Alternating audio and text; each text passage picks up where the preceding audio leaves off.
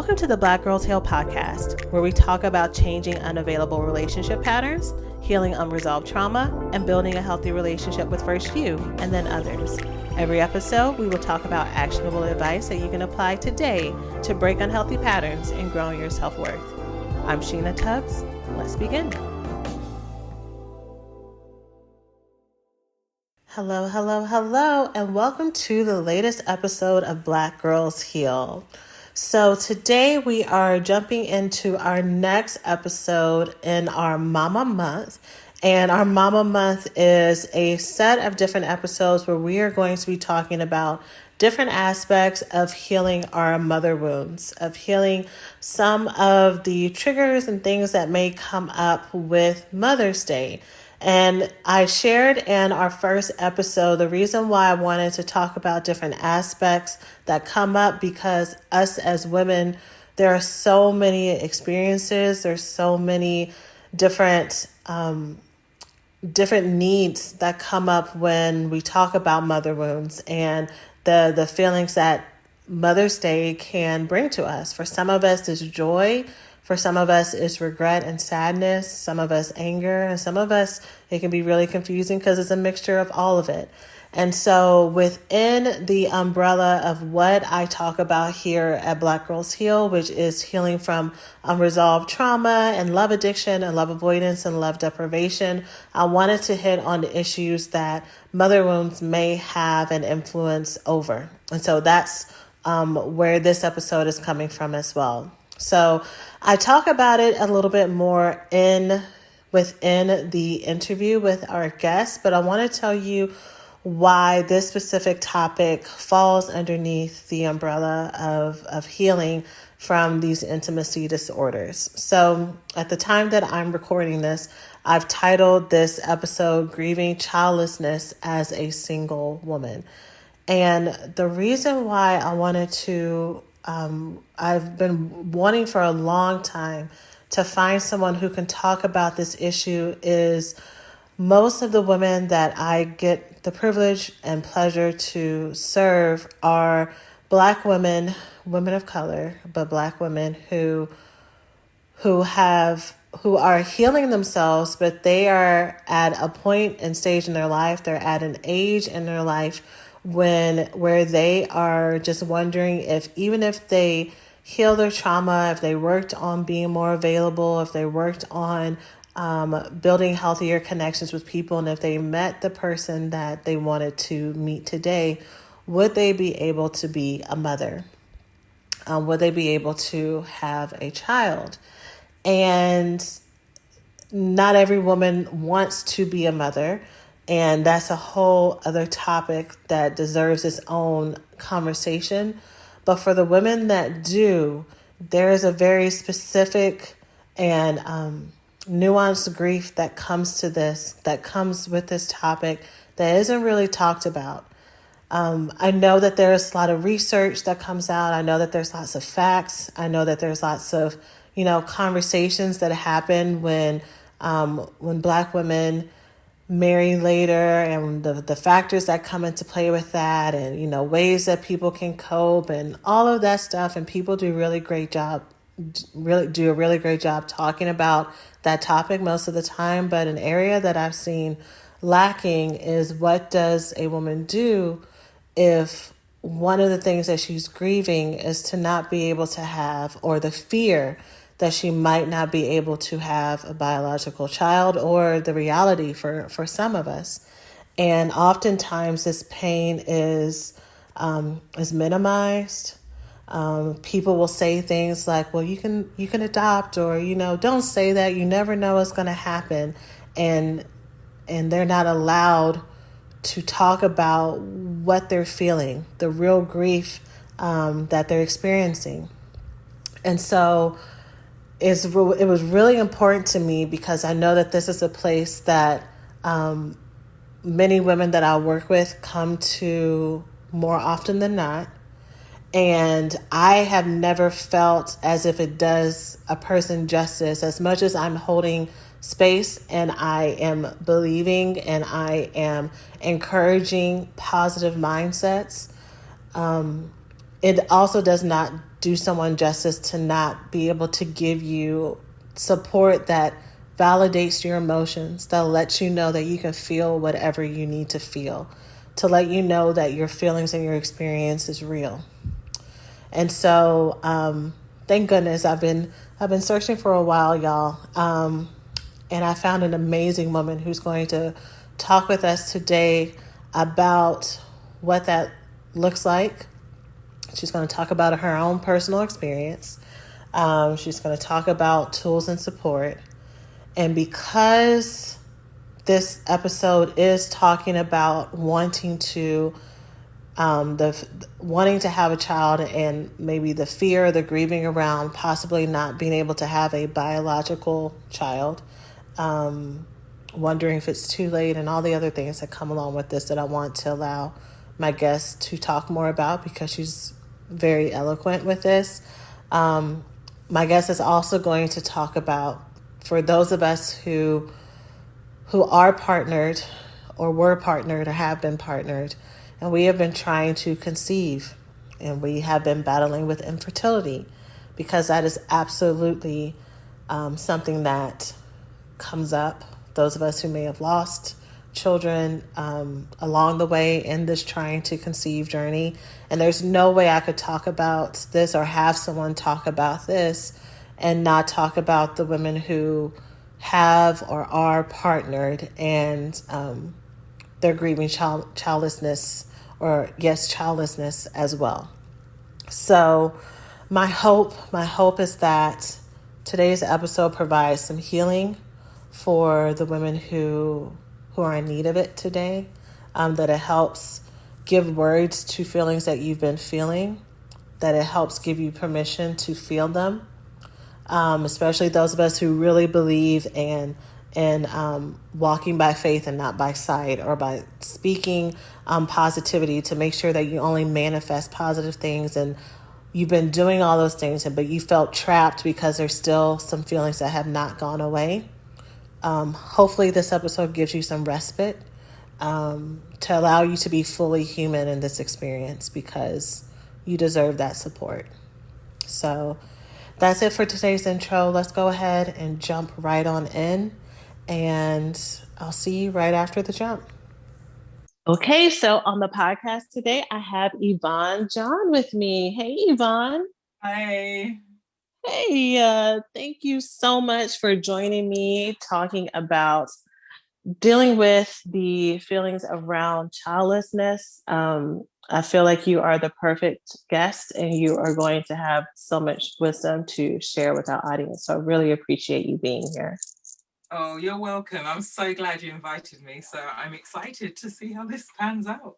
Yeah, yes. Okay, so before we even get started, I would love for you to introduce yourself to the Black Girls Heal audience and tell us a little bit about yourself. So yes, as you said, I'm Yvonne John. I am author of Dreaming of a Life Unlived.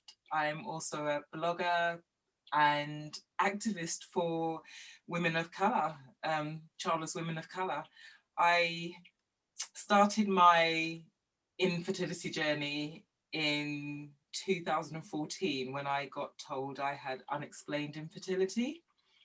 And so prior to that, I'd been trying. I got married at 39. I started trying naturally at the age of 40, and 3 years in, and a year of fertility investigations led to me being told there's absolutely nothing wrong with me. There was nothing wrong with my then husband.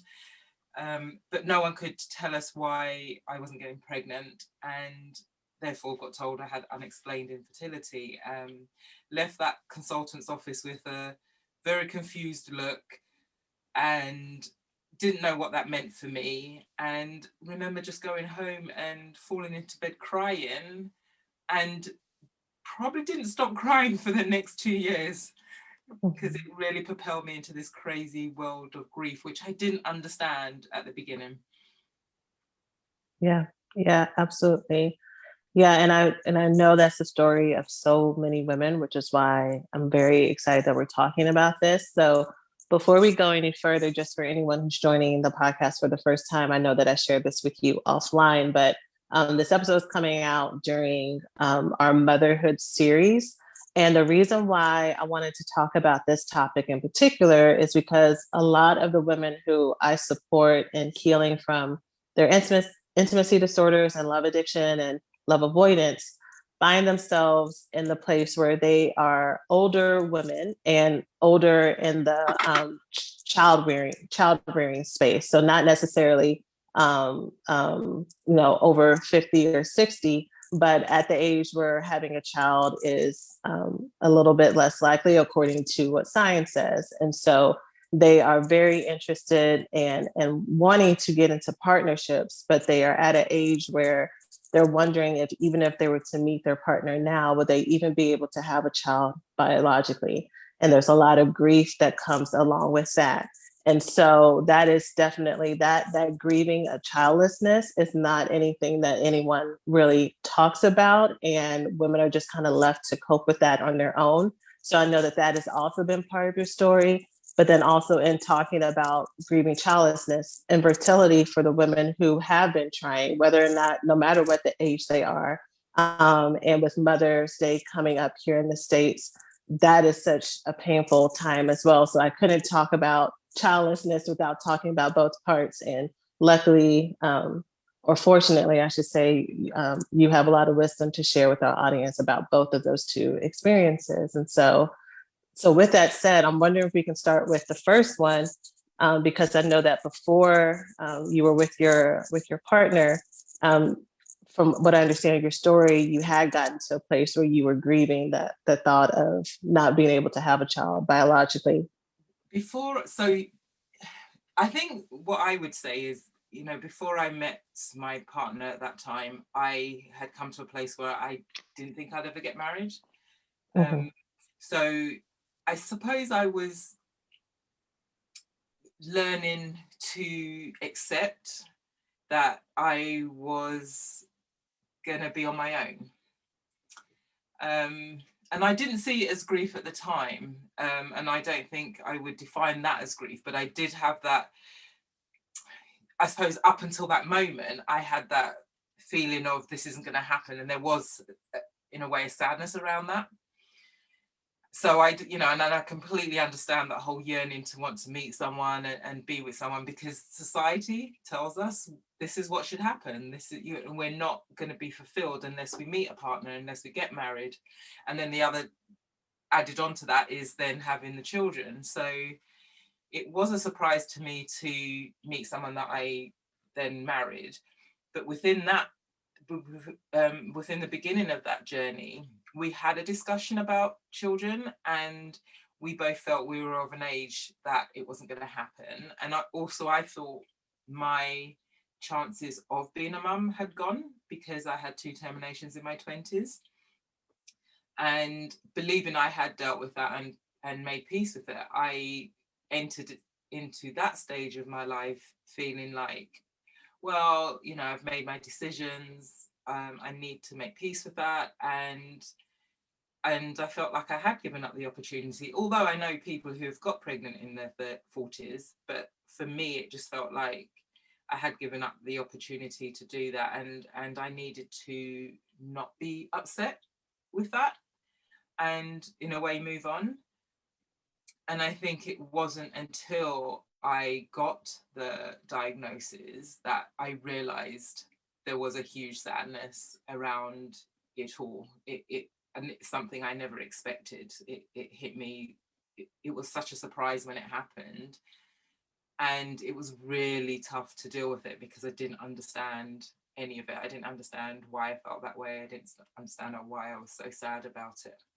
Because as I said, I thought I had made peace and dealt with it before. Sheena, you're on mute. Thank you. Because I was definitely over here just talking. It was so beautifully said too. So let's see if I can remember what I just said.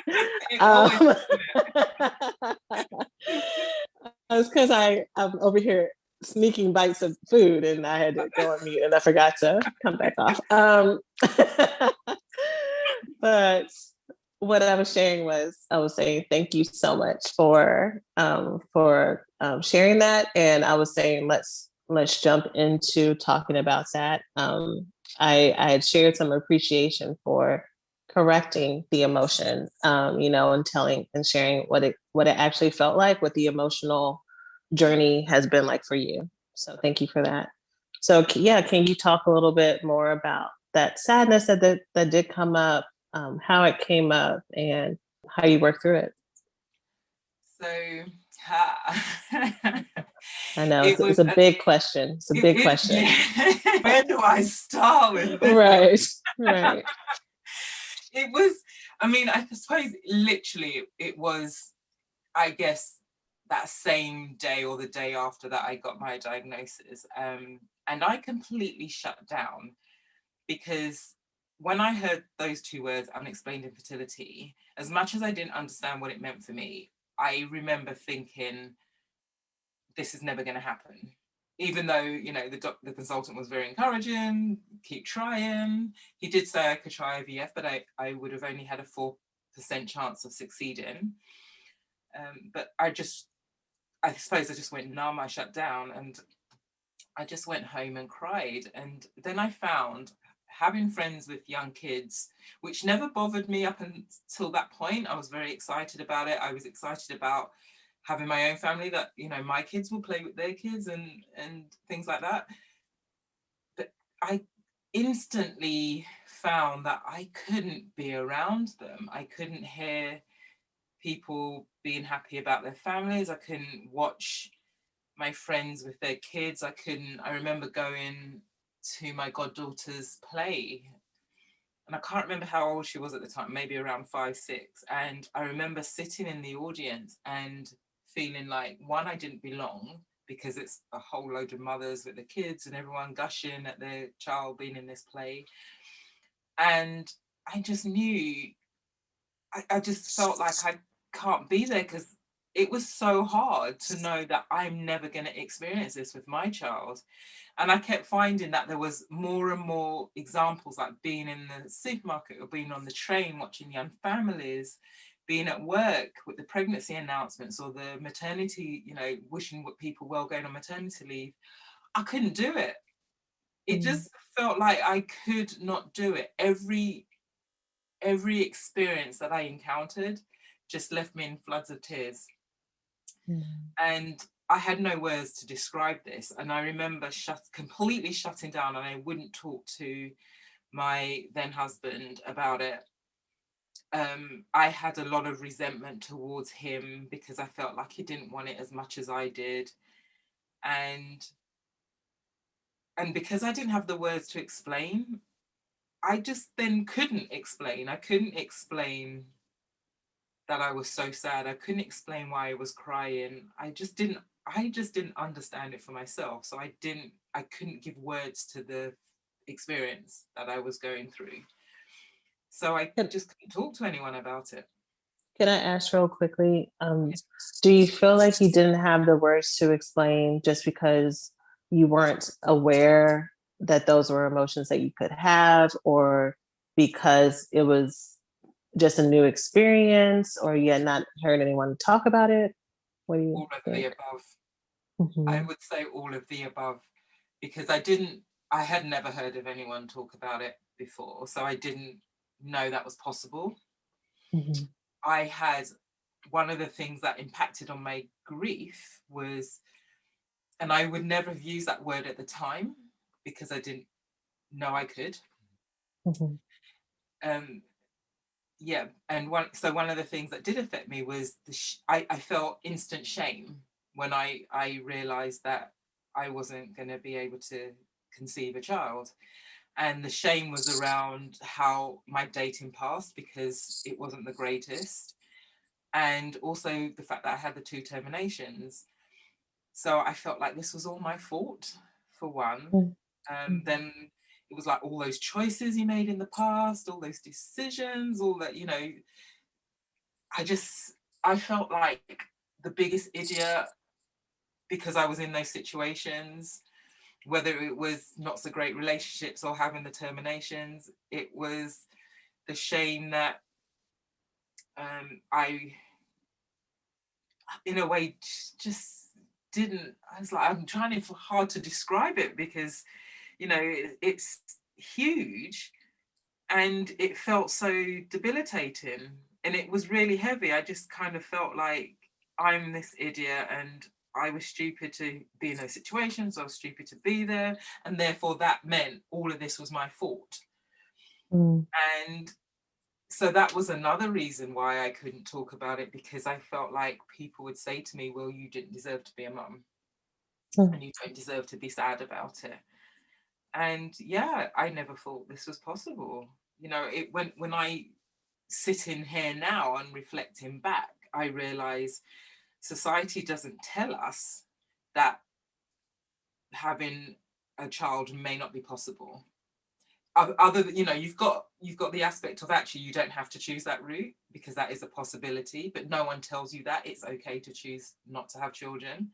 And then on the flip side, it's no one tells you that it might not be possible. So the whole messages, all the messages we get growing up is about getting married and having children.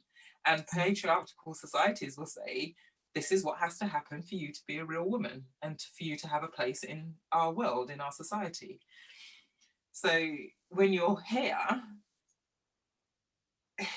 realizing that it's not going to happen, it's like you implode, your world just collapses, and then it's like, what the hell, what's going to happen now? There's so many things that go on. And I literally had no answers. I just was numb. I really was numb. Wow, I think that puts into words very beautifully and very eloquently a lot of the unsaid experiences and being caught in the middle between what you feel like you're allowed to feel and that shame as well. Like, I caused this and this is my fault. So I don't have a right to feel these feelings that I'm feeling, which drives you deeper into keeping it to yourself, which only compounds those emotions for sure. Absolutely. You said a lot of wonderful encapsulations of what women have felt before. So I would I would love to talk a little bit more about how does someone who's listening to this, who's feeling, yes, that's it, that's what I've been feeling, how does someone start to untangle from all these messages that they have felt about either the part about this is my fault, or I waited too late, or I caused this, or I'm not really a woman, or what am I going to be able to give to society? Any of those things. It's really is getting support, because this is something you cannot do on your own. Mm. You go, you try and talk to friends and family, and they're all mean well, but everyone wants to try and fix us with so many, there's a lot of fixing stuff going on, like, why don't you try IVF? Why don't you just adopt? Why didn't you try surrogacy? Ugh, the list is endless. And I found that drove my anger around the sadness and around everyone else around me. It really impacted on how I was responding to them, and I felt very angry that people were trying to give me these solutions that I actually didn't want. I wanted someone to hear and understand and actually help me, because I didn't understand for myself. I was very fortunate that early on on my journey, I found Gateway Women, which is a support group that supports women who are childless by circumstance. And it's an international group. And I did my first workshop in December 2014 called Living Without Children, and then went on to do the Plan B mentorship program in February 2015, which is a year-long program that works through a series of steps to help women and to support women dealing with their grief. Mm-hmm. And that really helped me. I mean, different things happened. For one, I was amongst a group of women who understood what I was going through. I found love and acceptance, because the shame and the inner voices that I had that were telling me that, I was this horrible person and I didn't deserve to grieve and I didn't deserve to be a mum. It helped to silence that, because all of a sudden I was accepted, and it was okay to come with my story into that room and have it heard, and I was loved anyway. And that made such a difference in how I could own my story. I mean, I did some work, and Jodie Day, who's the founder of Gateway Women, I did some mentoring with her, one-on-one mentoring, where I worked through, because she too has had a termination in her past. So I was able to work through my feelings around my terminations, and which led me to writing a letter to my younger self, forgiving her for her past decisions, and telling her I understood why she did that, and she made her decisions out of love and love for her unborn children. And also to say goodbye as part of a ritual, say goodbye to the children I never got to meet, because I desired to have them with my husband, and that wasn't going to be possible. So I was able to say goodbye to them, with love and compassion for myself. So being, as I said, you can't do it on your own. Being in a group of women who really get it and can share the experiences without telling you you're wrong or giving you solutions was just life-saving. I cannot stress how important it is to be in such an environment. I don't know, I'm tempted to say, I know it's not for everyone, but everyone I know through the Gateway community have so much to say for it, and are so thankful to be in that community, because there's many women there for the first time saying, I'm not able to have children, and it being heard, truly being heard for what it is, and all the experience that around it. Because being around in family events, for example, especially as a Black woman or an Asian woman, there's a high expectation around families for us. And if you say no, or you don't want to go, that's seen as negative. So, and that adds to the grief. So we're forcing ourselves to be in these places that we just can't be there, because it is so painful, but we can't say no because somebody's going to criticize us for it. And finding those tools and coping mechanisms, as well as the self-compassion and the self-care, is invaluable. It really is invaluable. Yeah. And I think, just to add on to what you're already describing, being very, very aware of the emotions that are underneath triggers that you may have gone numb to. My husband and I actually dealt with infertility for several years, and fortunately for us, we were able to conceive later on. But I remember, leading up to that time, one of my good friends was having a baby shower, and she was having a baby shower Mother's Day weekend. And it was, and Mother's Day weekend was already traumatic because of the passing of my mom. So it was just like a big confluence of events. And I was like, in my automatic stance of like, well, you're a good friend, so you show up and you smile, and this isn't about you. And Yvonne, I went to it and I smiled, and immediately, like, everyone in the room, we're all friends. They all know my situation. So there's already a little bit of awkwardness there. And we're like all, trying to have a good time. And I feel, as soon as I walk through the door, that I shouldn't have been there. But then also I'm like, well, I can't leave because that's going to look awkward and wrong and weird. So I stayed there the whole time.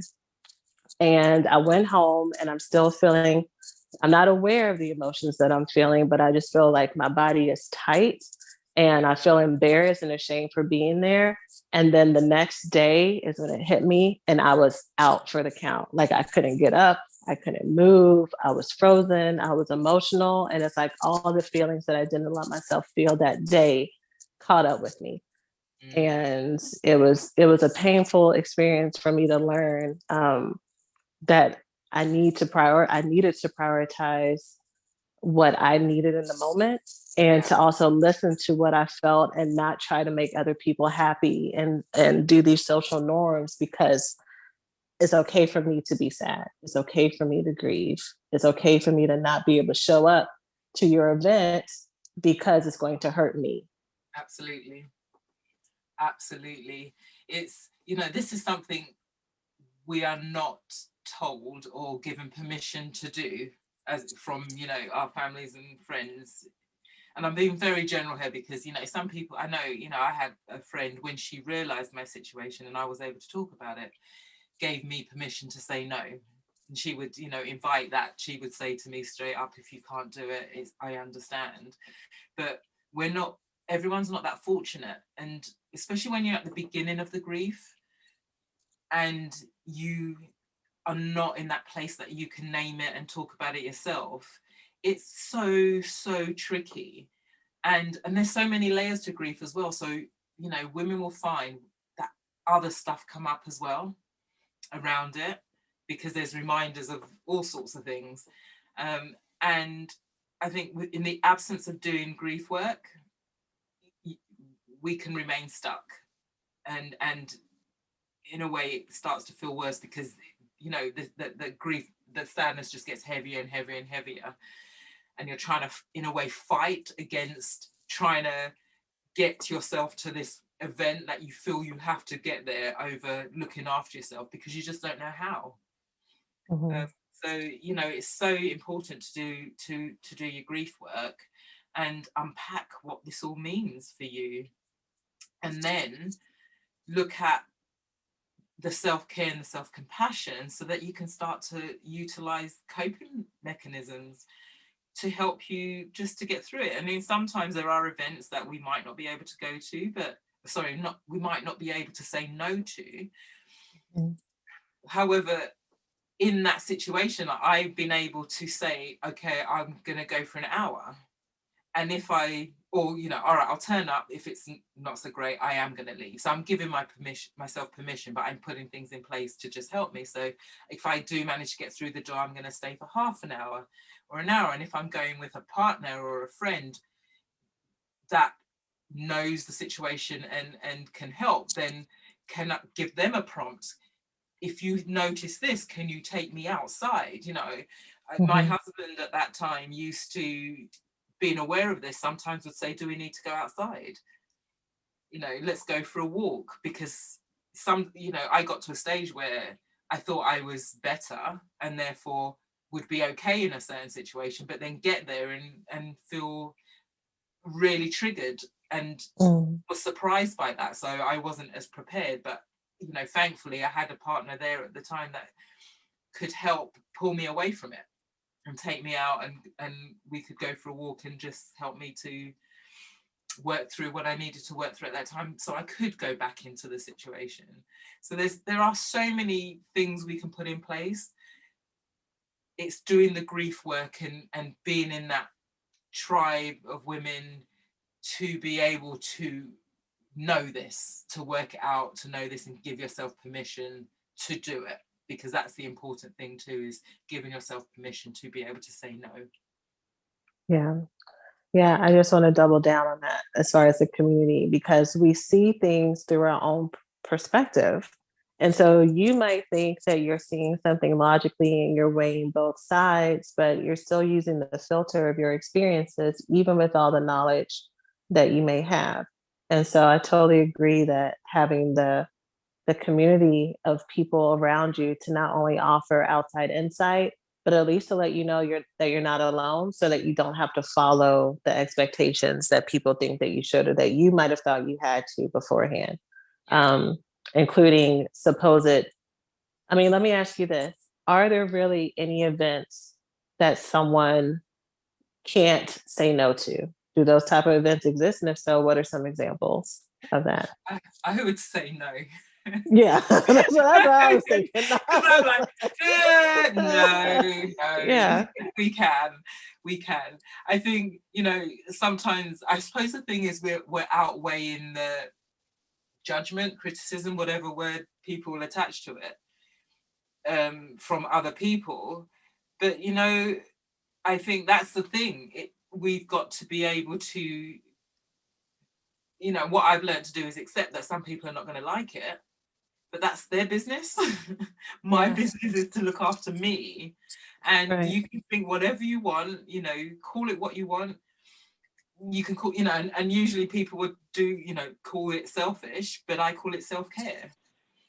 Right. And I do, you know, no one else is looking after me in that situation, so I do need to look after myself, and it is really important. I do appreciate it's hard to say no. However, sometimes it's vital, you know, actually all the time it's vital. It just comes down to whether you want to do it in that situation or not. But it is, I think it is vital that we are able to exercise that self-care and put ourselves first. Yeah. Yeah. And so for all my audience members, let me just be real specific with these events, because these are the questions that I'll get sometimes. Weddings, you can say no to, birthday parties, milestones, baby showers, anniversaries, childhood plays, kids plays, you know, all the things that we're talking about. You can say no if you know it's going to be traumatizing to you. And it, to what Yvonne said, you know, it is about self-care and self-love, and it's about unlearning that part of your trauma that has taught you to prioritize other people's feelings, because yours really don't matter. And if you do try to prioritize your feelings, that means that you are betraying someone, or you are selfish, or not a good daughter, or not a good sister, or not a good friend, versus this is truly damaging to you. And emotional hurt and emotional wounds are just as real as physical wounds or physical traumas as well. Indeed, they are. So let's talk about, I know you already shared, one of the biggest tool for you has been being connected to community, which has loved you and accepted you and not tried to fix you or fix the situation, and just practice validation and holding space. What are some other tools, if you can share, that you kind of picked up along the way, or messages that you learned to tell yourself instead of the old narratives that you had? The biggest message I told myself was, I'm good enough. You know, I am good enough. And learning, I suppose that came around the whole forgiveness as well. I had heard this before, but I never accepted it. And when I learned to forgive myself, then I realized I could hold on to that narrative that I am good enough and that I matter, and my life matters as well. And I do add value, and I bring things, you know, that I could probably keep going on about this. But yeah, you know, because I did feel like I didn't have a place, and I did feel like I was bringing nothing, especially because my parents, I have two siblings who both have children, and I felt like I wasn't bringing anything for my parents. I wasn't adding any value, and it was being able to see myself through different eyes and know that actually I do have value, and I am adding, you know, my presence, my wisdom, my humor. All those things are adding value to their lives. And it did, you know, and I mattered. I really did matter. It really helped me to, I suppose, because I became a public speaker through it all. And as I was going along, I realized that, and this is something else somebody told me years ago, that my strength is in my vulnerability. And I never understood that either until I was in this place that I was opening up to this world of women that I was meeting and telling them my story, and them coming back saying, oh my God, me too, or, you know, that's really helped me. Or I remember one woman saying to me once, I'm childless too, and then turned around, she was in her 50s, and she turned around and said, that's the first time I've ever said that. And it really opened my eyes to how much this was needed, how much of a voice was needed to be out there. And I'm not saying women have to go and shout it out to the world. However, it's the empowerment of owning our stories, to be able to say no, to be able to say, well, hang on a minute, to be able to say, to in a way speak a truth around childlessness, because there are so many stereotypes in terms of we're selfish, we're career women, what, you know, the crazy cat lady, whatever they want to add to this, or you can't get a man, you can't hold down a man, you know, there's something wrong with you. And actually there isn't. There's nothing wrong with any of us. We're all beautiful women who happen not to have children for a reason, you know, and it was not from our own doing in terms of how people would perceive it. And I think being able to get to this place of acceptance, and I think there's a lot of levels to acceptance, really helped me to be, in a way, okay with how other people will perceive me, because I realize that's them and that isn't the truth. And doing my grief work really helped me to put those coping mechanisms in place to actually know what was possible. So, you know, like I said, things like say no, or okay, I feel like I can't say no, so I'm going to go for an hour. And if I do go to an event, or I do plan to go to an event, if I'm going to be away, book a hotel room and have plans to come back and have a bath, watch a good film. I can do that at home as well. Likewise, if I'm coming home, right, I'm having me time, putting on the bath, watching a funny film, you know, do things that I enjoy. And sometimes you have to do the counterbalance. If you do feel like you have to go to something because you do feel like you can't say no, then have the next day in a spa. You know, it's those kind of things. It's putting those things in place so that you can still look after yourself within it. And yeah, I learned a lot doing my grief work about myself. I learned a lot about why I was sad, because it wasn't just about not being able to have children. There was other layers around it. And I learned a lot of self-forgiveness. So then I was able to own my story and therefore exercise all the things that I needed to exercise, or put things in place that I needed to put in place for me and be okay. It's not an easy journey, and it's not a quick journey by any means. It does take work and it does take time, but it won't heal. You won't heal on your own. And grief is a dialogue, not a monologue, as Jodie Day says. So you do need to talk about it. You do need to do the work. It does time. And also, as I think Jodie said this as well, time doesn't heal, grieving heals. So to heal that brokenness, to heal those wounds, we do need to put in the work to do it. Yeah. You might have actually answered this earlier, and it might just be a slightly nuanced question, but what would you say to women who are listening to this and they are actually actively doing self-care work? So they do have hobbies and they do take times to nurture themselves and they do go to therapy and all the things, but for them, having a child isn't really about, it's because it's what my mom and my daddy wants me to do or society wants me to do, but they have felt like this is part of my purpose to have a child and it's not an option for me. So it is more about them versus other people. What would you say to them?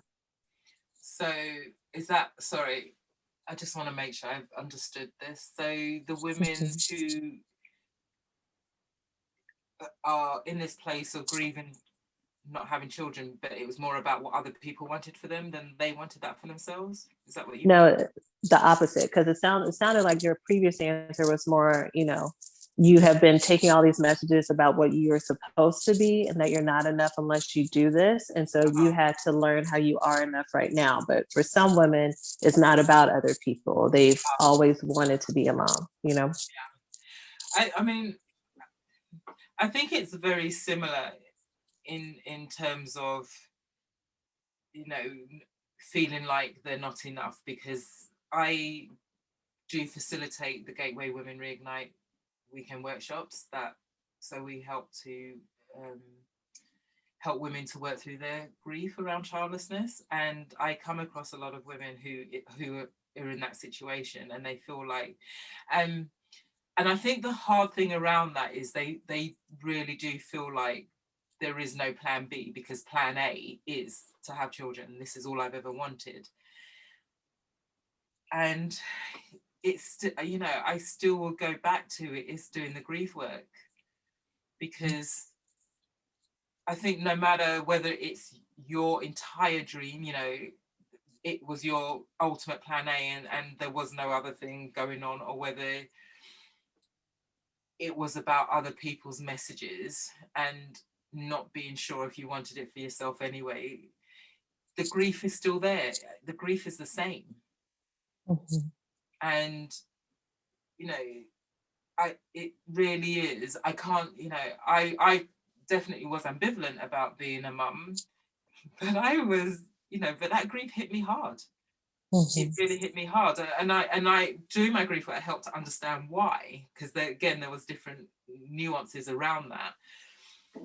But I can't say that it was any less than somebody who really, really wanted it. And I was amongst women. I think for what I found was being amongst women who really, really wanted it, and me being ambivalent, I felt like I didn't deserve to be in the same room as them. Mm-hmm. Especially if they, had miscarriages or tried IVF and different things. And I'm like, I didn't do any of that. But as I said, I watched those women work through their grief alongside me, and I've supported other women working through their grief, and it's the same, and the message I would give to them is the same as well. It really is. Do the grief work. I think I can understand how it can feel harder because that's all you ever wanted.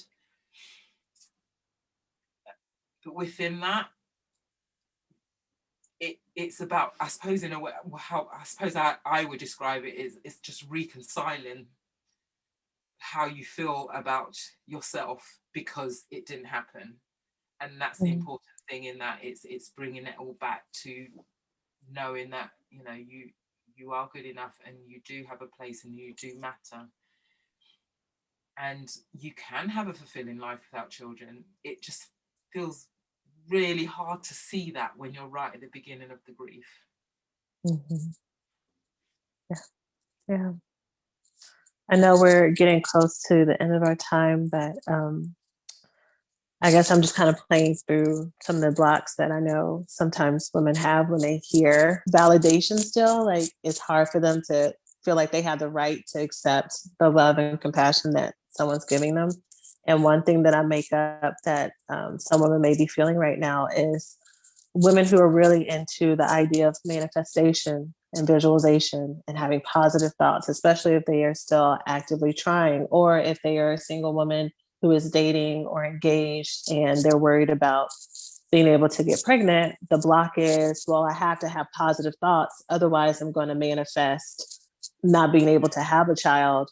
But meanwhile, they're experiencing real feelings of grief and sadness. Do you have any thoughts about that? Oh, I find this one a tricky one because I do understand the positive thoughts. The tricky thing for me is what happens when you have all those positive thoughts and it still doesn't happen. And, I've come across women who feel like, or people saying to them, oh, you definitely didn't want it badly enough. And I think it's quite, I don't know.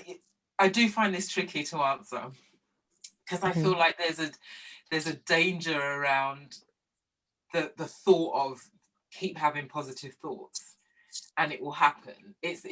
I liken that to keep praying or don't give up hope or have faith, which is, I heard that a lot during my journey, and having faith had nothing to do with it. And given that it didn't happen, I just felt like maybe I didn't have enough, or maybe I didn't do enough, or maybe I wasn't I didn't want it bad enough, and which wasn't true. And that's where I'm having a difficulty in this, is that it just because you have all these positive thoughts, it doesn't mean it will happen. And if it doesn't happen, it doesn't make it true that you didn't want it bad enough.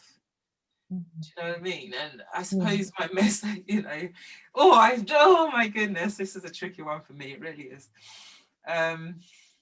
But I love what you're saying. I mean, even though I can hear you're trying to like weigh both sides is Yeah. what you're saying is not black and white. And I think what happens is that's just another way for us to take on blame and say that it's our fault. Yeah. And more reason for shame. Like if you would have prayed hard enough, if you would have done IVF one more time, if you would have stopped hoeing around or whatever the narrative is that someone has given us, that we are using to reinforce it being our fault, we take it on. And I guess what I would add to what you're saying is it's okay to feel whatever feelings you're feeling, because it's the repressing of our feelings and the that is where we are lacking self-kindness, when we try to put ourselves in boxes and not let us be truthful about what it is that we need. And the truth is some days we're going to feel really sad, and it's okay for you to lean into that sadness, for you to figure out what's underneath it, and for you to be able to give yourself what you need. And there are going to be some days that you might be really hopeful and joyful and optimistic, and it's okay for you to lean into those feelings as well. But just let yourself be human, let yourself be a full woman and go through everything that you need to go through in this journey. Yeah. I think it really just reminds me of the narrative, or the common narrative of it's good, it's bad, it's this, it's that, when, I've got to a place where just allow things to be what they are and then work through the feelings that come with that. Because, I think you said it so beautifully, it does add to the shame when things have to be a certain way and you have to do it, and if you don't do it that way and it doesn't turn up and this doesn't happen and whatever, we just then beat ourselves up about it. When life has so many twists and turns, there's no guarantees for anything, and it doesn't matter how positive you are, how much you pray, things will happen or things may not go the way you want them to go. But I think in the absence of allowing things to just be what they are and seeing it for what it is, we then are not able to talk about it. And I think that's, for me, that is the big problem, is that if it doesn't go the way you planned, where are people going to then get the comfort they need? Because I think, and that's what I see, and that's what you've said reminds me of what I saw on my journey, was that I couldn't then go to a place for understanding and love because no one could give that to me, because that narrative of you didn't try hard enough, or you didn't have enough hope, or whatever it is, that was their belief in it, and it became very, very tricky to work my way through it. Yeah. Well, with that, before I ask you, where can people find you to work with you and work with Gateway Women, if someone is listening to this and they know someone, or they will know someone who's been battling with childlessness or infertility, what would you suggest that they say or not say to someone who they know doesn't have children? Oh, don't try and fix them. The don't give up hope, keep trying. I know somebody who's had their third round of unsuccessful IVF and has decided to stop because of the journey, and it's an emotionally hard journey. And somebody then who really believes it, really has a Christian view, was then telling them, you have to keep trying, don't give up hope, put your faith in God. And they found it the most unhelpful thing to hear, and it's very dismissive and silencing. So I would encourage people to ask people what they need. Tell them they're sorry to hear that they're experiencing that. One of the kindest things somebody said to me was, "I'm really sorry to hear that you're going through that." And that really allowed me to just cry. I think I know people want to help, and I know people care and love, and there's different reasons why people are going to do this. But trying to fix us just doesn't help. It really silences us. It stops us from talking. It stops us from feeling. It stops us from getting the help that we need to get. The help from people, I don't mind that people don't know. I would rather someone says, I really don't know what to say to you, but I'm sorry that you're going through it. That is enough. Give me a hug. I know we can't do that during COVID, but, you know, give me a hug. That is enough. Ask me if I know anyone else that I could talk to about this. Ask me if, you know, do you know any support groups? You know, things like that. You know, offer them that help. Offer them the guidance to get the help they need. There are, you know, as you have experienced, some people are going through this journey that will still have children because, you know, fertility is such a tricky thing. So it doesn't, you know, I'm not going to say anyone at the start of this journey is not going to have children, but we don't know. That's the point. No one knows what this journey will bring. So allowing them to be there, allowing them to feel the grief, allowing them to know that there are support groups out there is what is needed. You know, keeping people in denial, people stuck, not allowing them to work through their grief or feel it is just not helpful. It just adds to so much shame and silence in that it can be quite devastating, because a lot of women really just need to cry, talk, and be held and be heard. Yeah, I love that. So yeah, and what also counts as a solution is, hey friend, I heard this really great podcast from this woman who talked about this. Let me send it to you. Instead of asking, once you hear it, saying, I'm so sorry to hear that. How can I support you? And then if she tells you, do you have any advice? Then you send the podcast, because otherwise, again, you're trying to fix it and you're trying to tell her what she should feel, even though it's coming from a good place. Yeah, absolutely. Yeah, for sure. Yeah. So remind your friends that they are enough, that they are loved exactly where they are, if you have nothing else to say, because that's what they need. So thank you so much, Yvonne. Oh, go ahead. Yeah, no, I was just going to say, yeah, you know, they do need to hear that they are loved and that they matter, you know, no matter what. And, you know, one of the things that gave me so much joy was hearing my friend say she's so glad I'm in her daughter's lives and she really hopes they grow up to be like me. You know, that was huge for me, absolutely huge. Yeah. Well, thank you so much for everything that you shared. Thank you for your patience, even with me, with sharing your story and correcting what actually your experience has been, and just being so courageous and using your voice and helping so many women over the world heal. Could you tell our audience where they can find you and Gateway Women and connect offline at? So Gateway Women can be found via Gateway Women Gateway Women can be found by gatewaywomen.com. So that's gateway-women.com. I can be found at Finding My Plan B. That's my blog.